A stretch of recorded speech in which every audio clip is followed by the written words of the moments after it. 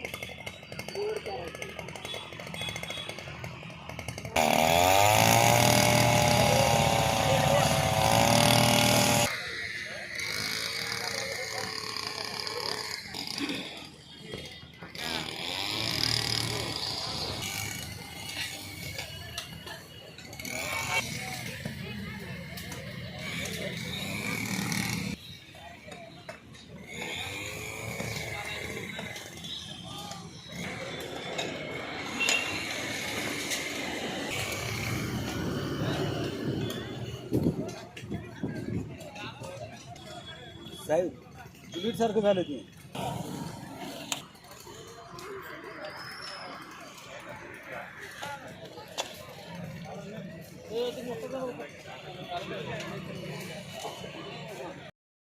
स्वच्छता महाअभियान हे सांगली मिरज कुपवाड महानगरपालिकेनं राबवलं. स्वच्छता केल्यानंतर बिमारी पळून जाईल ह्या मुद्द्यावर आज हे अभियान राबते. त्याचबरोबर प्रत्येकाच्या आईच्या नावाचं आज एक झाड लावणं हा एक उपक्रम त्यामध्ये आहे. त्या दृष्टिकोनातून आज आम्ही ह्या कर्मवीर चौकामध्ये आम्ही गार्डन स्वच्छ केली. गार्डन स्वच्छ केले, एक झाड लावलं आम्ही आणि त्या पद्धतीनं सगळ्यांना उपदेशही केले आम्ही.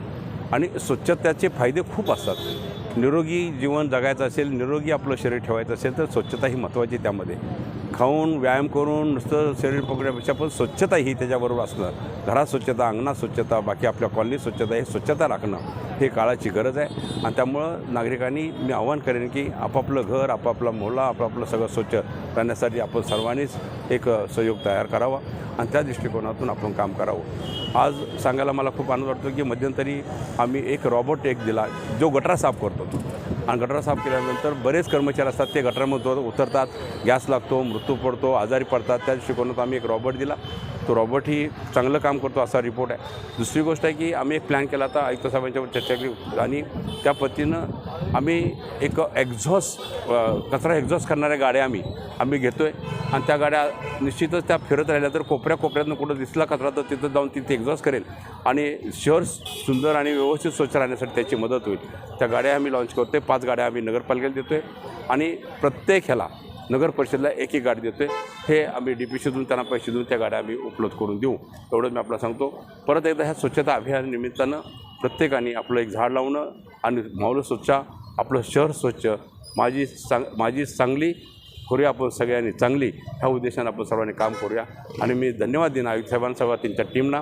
इथं NGO पण काय आलेत, वालचंद कॉलेजची मुलं आलेली आहेत, फायटरची मुलं आलेली आहेत, त्यामध्ये पुन्हा महिला आलेल्या आहेत, त्यामध्ये बऱ्याच NGO पण ह्यामध्ये सहभागी झालेले आहेत. आणि निश्चितच आपण जर बोललो तर जनता आपल्याबरोबर आहे, आम्ही आपल्याबरोबर आहोत. जे शहरामध्ये स्वच्छता अभियान आणि स्वच्छ ठेवण्यासाठी, निरोगी ठेवण्यासाठी आम्ही एक पालकमंत्री नात्यानं, एक राज्याचा मंत्री म्हणून मी नगरपालिकेचे आयुक्त असेल, सर्व त्यांच्या टीम असेल, त्यांना काय जरुरी पडेल काय ते सगळं बघून आम्ही त्याचा उपयोग करून घेऊया आणि त्यांना जी मदत लागेल त्याचा आम्ही सांप्रतिक विचार करू. या दृष्टी दृष्टिकोनातून सांगली स्वच्छ ठेवण्यासाठी सगळ्यांचीच मदतची सगळ्यांचं आव्हान आहे. त्यामुळे सगळ्यांना आव्हान करतो की आपली सांगली स्वच्छ करण्यासाठी आपण सगळ्यांनी मदत करावी. धन्यवाद.